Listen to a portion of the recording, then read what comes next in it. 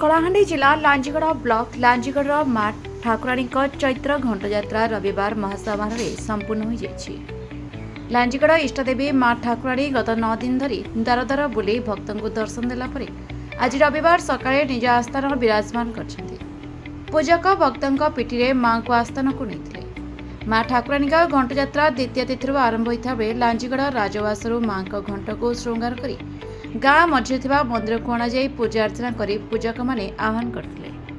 ଜମ୍ବେଶ୍ୱର ପୂଜାରୀ ମାଙ୍କ ଘଣ୍ଟକୁ ମୁଣ୍ଡରେ ବହନ କରିଥିବା ବେଳେ ମାଙ୍କ ମୁଖ୍ୟ ପୂଜକ ଅଭିମନ୍ୟୁ ପାତ୍ର ମାଙ୍କ ପୂଜାର୍ଚ୍ଚନା ସହିତ ଘଣ୍ଟ ସାଙ୍ଗରେ ଅଞ୍ଚଳ ବିଭିନ୍ନ ଗାଁ ପରିକ୍ରମା କରିଥିଲେ ଏବଂ ଭକ୍ତମାନେ ମାଙ୍କୁ ଦର୍ଶନ କରିଥିଲେ।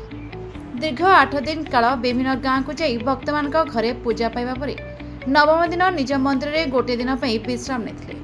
ପୁଣି ସେହିଦିନ ସନ୍ଧ୍ୟାରେ ଲାଞ୍ଜିଗଡ଼ ରାଜାଙ୍କ ଘରକୁ ଯାଇ ପୂଜା ପାଇବା ପରେ ନବମ ଦିବସ ରାତିସାରା ଲାଞ୍ଜିଗଡ଼ ସହର ସମସ୍ତ ଘରକୁ ଯାଇ ଝୁଣା ପଣାପାଣି ଗଜା ମୁଗ ଇତ୍ୟାଦି ଭୋଗ ଗ୍ରହଣ କରିଥିଲେ।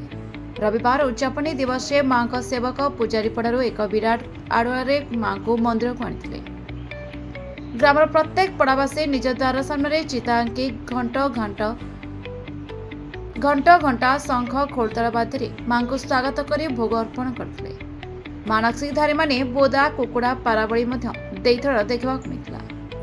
ମା ଠାକୁରାଣୀ ପରେ ନିଜ ଆସ୍ଥାନକୁ ଆସିବା ସମୟରେ ଭକ୍ତମାନଙ୍କ ପିଠିରେ ଚଢ଼ି ନିଜ ଆସ୍ଥାନରେ ବିରାଜମାନ କରିଥିଲେ। ମା ପିଠି ଉପରେ ଚଢ଼ି ଆସିଲେ ବିଭିନ୍ନ ରୋଗଶୋକ ଦୂର ହେବା ସହିତ ଶାନ୍ତିମୟ ଜୀବନଯାପନ କରିବାର ବିଶ୍ୱାସ ରହିଛି। ମନ୍ଦିରକୁ ଆସିବା ପରେ ଗ୍ରାମର ସମସ୍ତଙ୍କ ଘରୁ ଶସ୍ୟ ସଂଗ୍ରହ କରାଯାଇଥିଲା। ସେହି ଶସ୍ୟକୁ ମାଙ୍କ ଘରେ ପୂଜା ଅର୍ଚ୍ଚନା କଲା ପରେ ଭକ୍ତମାନଙ୍କ ମଧ୍ୟରେ ବାଣ୍ଟି ଦିଆଯାଇଥିଲା।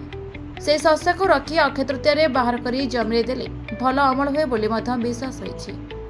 ମା ଠାକୁରାଣୀଙ୍କ 9 ଦିନ ଧରି ଏହି ଘଣ୍ଟଯାତ୍ରା ମହା ଆଡ଼ମ୍ବର ସହିତ ପାଳନ ହୋଇଥିବା ବେଳେ ମନ୍ଦିରକୁ ଆଲୋକମାରେ ସୁସଜ୍ଜିତ କରାଯାଇଥିଲା। ଭକ୍ତଙ୍କ ମନୋରଞ୍ଜନ ପାଇଁ ପ୍ରତିଦିନ ସନ୍ଧ୍ୟାରେ ସାଂସ୍କୃତିକ କାର୍ଯ୍ୟକ୍ରମ ପରିବେଷଣ କରାଯାଇଥିଲା। ଏହି ଯାତ୍ରାକୁ ଶାନ୍ତି ଶୃଙ୍ଖଳା ସହିତ ପାଳନ କରିବା ପାଇଁ ମା ଠାକୁରାଣୀ ପୂଜା କମିଟି ପକ୍ଷରୁ ବ୍ୟାପକ ବନ୍ଦୋବସ୍ତ କରିଥିଲେ।